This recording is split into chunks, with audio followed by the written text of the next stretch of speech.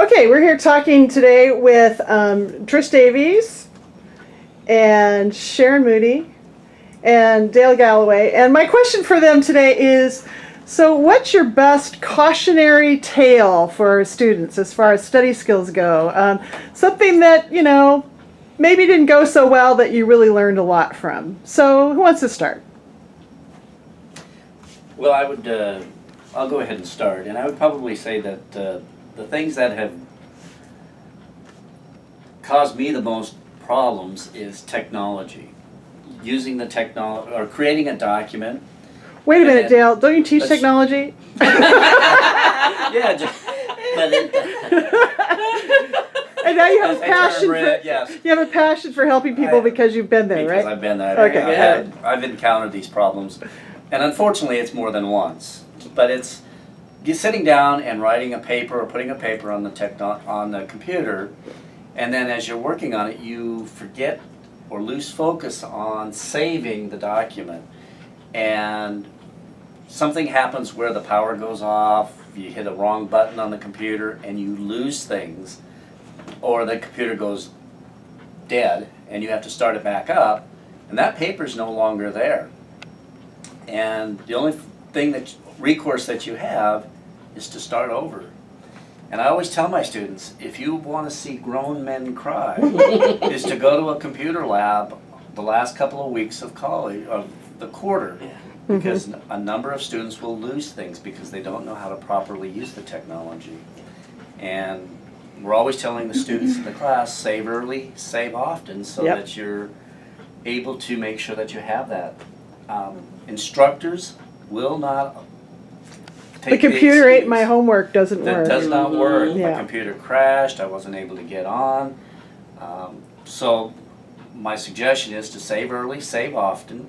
Make sure that you've got a reliable computer at home and have a backup plan.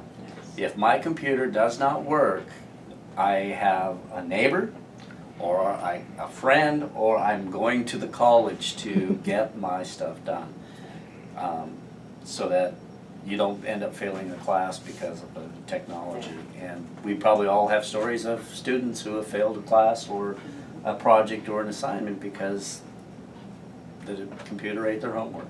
Yeah. Okay, great. Thank you. Trish, what's your story? Oh, well, and as we're talking about this, I thought of other ones too, but I'll tell this one. This is actually from high school. Okay. I took a class, my junior year in high school, a history class, and the final exam was one question written on the board, and this was in longhand. We had to write this. The question was, write down everything you've learned in this class about World War II. Wow. And I started writing, and other people are finishing writing, and they're leaving and turning in their paper, and I'm like, but I'm not finished. Can I have some extra time? And the teacher said, well, yeah, I have library duty. You can come over and sit in the library with me and finish. And so I did that. I spent about 4 hours writing, and I ended up with 20 or 30 pages, longhand.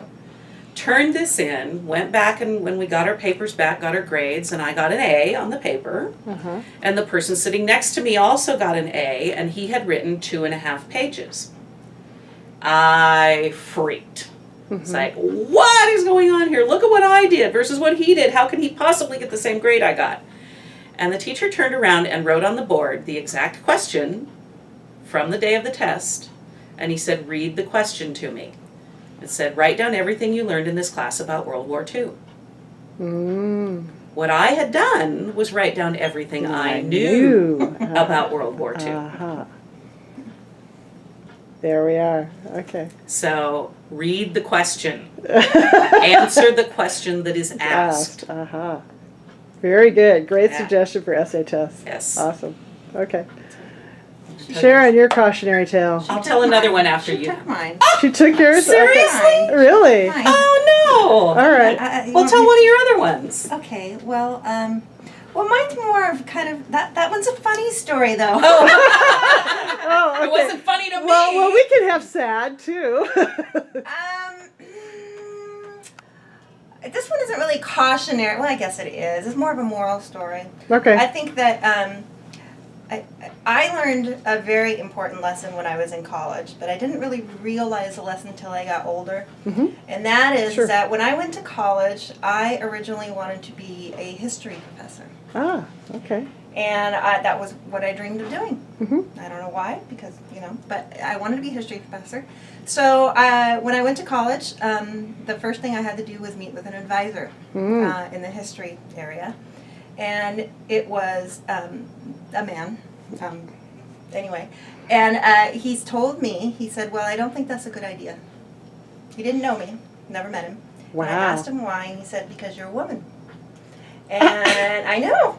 Wow. And I said, well, what do you mean by that? And he says, well, I'd like you to think about your high school career. He says, your history professors, are they male or female? And I said, well, they're all male. And he said, and do they coach sports? And I said, yeah, they all coach basketball. Seriously? So he Wow. convinced me, because I was young, he convinced me to not go into history. So I chose a different profession. But now, as I look back on that, I encourage students always, never, ever, ever allow someone else to dictate what it is your goal is. Wow. If Yeah. you want to be a history professor, you go for it. And Yeah. because your parents told you maybe that you couldn't be, or another person told you that you couldn't be, you have to learn to block that noise out. Like I was saying on an earlier session on this, is that you have to know what your goals are, not what someone else's, and stick to them. So I guess that's more of a hearted cautionary tale, Wow. a funny one. But Yeah. Yeah. yes. That's But can I share the one that I was going to share? Yeah, sure. Okay, you can edit it out if you want to. Okay. But I had a teacher. I was one of those students that was very quick. Things just came to me pretty easily, and I also like to get through my work very quickly because I had better things to do, of course, than homework. So I was taking a test, and it was for one of my education classes, and I don't remember the content of it, but I was reading through it, and I read the directions. At least I thought I did. And I started filling, it was an essay test, I started filling it out, and I spent probably a good hour and a half, it was in class, an hour and a half working on it, felt good about it, and got the grade, and I got a 0. And I was shocked. I mean, Yeah. I always do well on tests. Yes. I was shocked. And it turns out, when I went back to talk to the professor, and by the way, I failed the class because of this one test. I know. I hate classes like that. Yes, and I was not very happy about this. I went back and I asked the professor, why did I get a 0 on this test? And he said, did you read the directions thoroughly?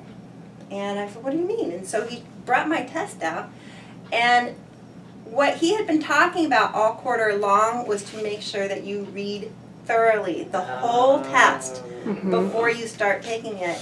And it wasn't until the very end, on the back side of the page, at the very bottom, there was a direction down there. And I don't remember the exact details, but it said something to the effect of, please do not fill out this form, leave it blank, something of that nature. And I did not see that.